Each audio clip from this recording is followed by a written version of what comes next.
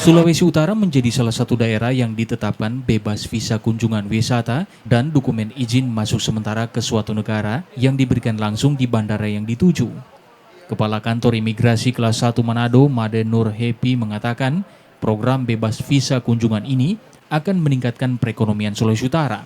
Salah satu faktor pendukungnya adalah berakhirnya masa pandemi COVID-19 dan mulai bangkitnya sektor pariwisata.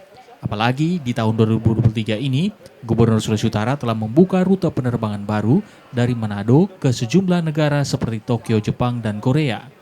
Menurut Happy, guna mendukung hal ini, pihaknya terus melakukan berbagai terobosan, termasuk sosialisasi layanan izin tinggal kepada seluruh penanggung jawab orang asing, sehingga dampak positifnya bisa menarik para investor asing untuk datang di Sulawesi Utara.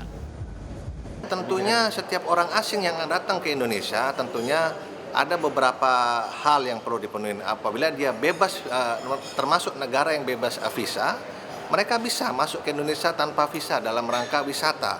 Apabila mereka subjek dari visa on arrival, silahkan mereka bisa datang dengan menggunakan visa on arrival, bisa beli di bandara, ya. Atau mereka dan bekerja silahkan, atau investasi dan sebagainya. Yang kita harapkan sebenarnya warga negara asing ini yang mau berinvestasi ke Indonesia, ya.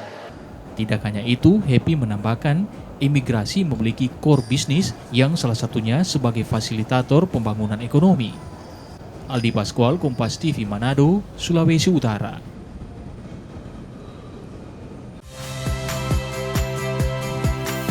Saya Ihsan Sitorus. Saksikan program-program Kompas TV melalui siaran digital, pay TV, dan media streaming lainnya. Kompas TV, independen, terpercaya.